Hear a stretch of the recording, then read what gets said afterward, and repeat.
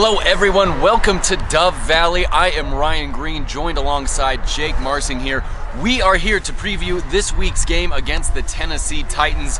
Jake, this game intrigues me. I want to know what your initial feelings are about the Tennessee Titans.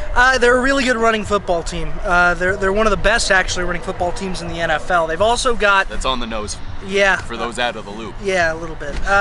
They've also got a great tight end in Delaney Walker. Yeah. So matchup-wise, this game scares me for the Broncos. We've talked over and over again, Ryan, both here and on the Broncos Blitz podcast, about the issues the Broncos have had defending the run and running backs out of the backfield and covering tight ends. This game presents those challenges for the Broncos, and there's a pretty good chance Brandon Marshall isn't going to play. He's dealing with a hamstring injury that's just been bothersome really since training camp, and he continues to deal with it. He's been down most of this week. I think he's going to be out for this game, which will present even more problems for the middle of that Broncos defense. So the Titans offensively present a lot of unique challenges. Marcus Mariota is young, but he's gifted, and he doesn't turn the football over, which is really impressive. On the flip side, the big story has been Trevor Siemian. Will he play? Right. Will Paxton Lynch play? Based on what we've seen out here, it looks like Trevor Siemian's going to go. We'll find out soon, as you can hear the practice going on. By the time you see this, you'll know for sure. But our guess is that Siemian will play. If he does, I think the Broncos are going to be in better shape, but still not great shape.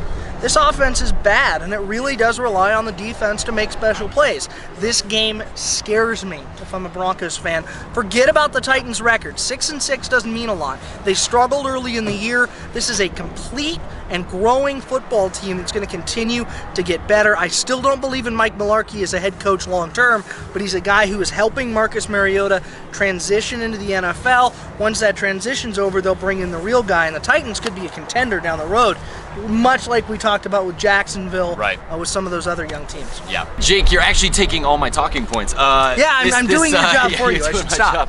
I'll agree with you. The Titans are not a great team, but they are a team built to beat a team like the Broncos. Yeah. They've had issues. The Broncos have had issues stopping the run, and I've been saying this for a few weeks now. The Tennessee Titans scare me just because of how they run the football. They're a power run team. I think TJ Yeldon's best carries last week came when they were running right at their center. Yeah. And I think that's exactly what the Titans Titans through the A-gap, man. Right through the A-gap. And so I think this is, again, if Tennessee has 40 minutes of time of possession, I wouldn't be surprised. And if it's that high, I think they win against the Broncos. That'll be their game plan. Control the clock. Keep that defense out on the field. Churn out first and 4-yard gain on first down, 3-yard gain on second down. Use all 3 downs. Chew clock as much as possible. Run the heck out of the football. If they can do that, they're going to be in trouble. But I think this Broncos team has pride in itself and pride in their abilities. It's going to be tough for Von Miller to get sacks in this game. We'll see.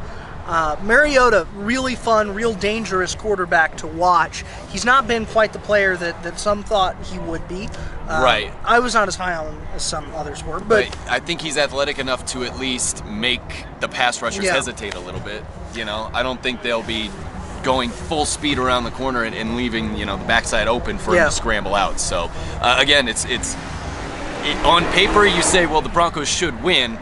But when you really get down to it, it's like, no, the Titans could be easily or built to beat the Broncos. The film says differently. Yeah, the film says that this is going to be a tough game for the Broncos. My X factor here, Khalif Raymond, wide receiver number 19 for the Broncos, returning punts, returning kicks. I think he's going to get reps on offense at some point this season.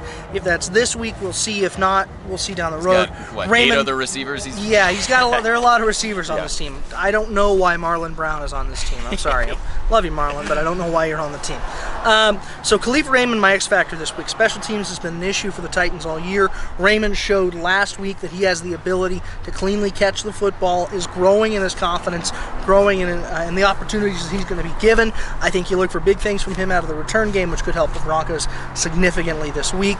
My pick for this game, Ryan, I know that's your next question. Oh, yes, it was my next question. My pick for this game, it is a difficult game for the Broncos. Rain is going to be a factor in this ball game. We haven't talked about that yet, but it could be raining. Rain's going to be a factor. Weather could be a factor. It's going to be dirty, nasty. And in those kind of conditions, you think, well, maybe the Titans, because they're a running football team, will have more success. the thing that I go to is experience, right? Right. Which team has handled more adversity, has more experience in those kind of tough situations, having their backs against the wall? Who has more to play for? I think the Denver Broncos do. I think they will be able to find a way to contain Marcus Mariota. The outside weapons for the Titans are not any good. Right. So you add support. You go with you go with like 6 defensive backs. Yeah. Consistently, you contain Mariota in the pocket. You protect the middle of the field, and you can win this game. I'm taking the Broncos in a nasty, dogfight, messy, sloppy, turnover-ridden game.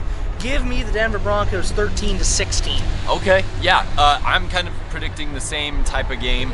I think it's going to be where the Broncos may get outplayed, but they'll make more plays. So I'm expecting I'll say 17-14 game right now. I don't think it's going to be very high scoring.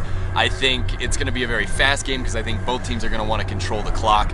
And so, but I think the Broncos, like you said, I think it goes back to the experience. They've been there before, especially when it came to last year. So they know what they need to do to win these tough matchups, especially coming into this next 3-game stretch they have after this. This is the type of game you want to perform well to get into those games. So again, 17-14, my final pick. Absolutely. I think those are both good picks. The Broncos wrapping up their practice behind us, Ryan.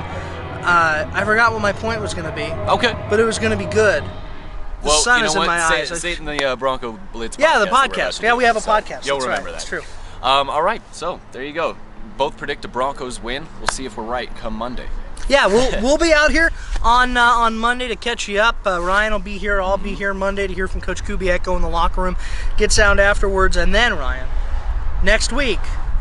Hey, I think they're a good football team. I think they're here to, they're going to be good. That's going to be an interesting conference. I'm so looking forward to that conference call. Bill Belichick, Tom Brady, and the New England Patriots. All right, Take us out. Of course, yes. Before then, of course, Tennessee Titans game Sunday morning at 11 o'clock here Mountain Time. I'm past it. All right, for everyone at 5280 Sports Network, he is Jake Marsing. I am Ryan Green. He's green. I'm Green. We'll see you.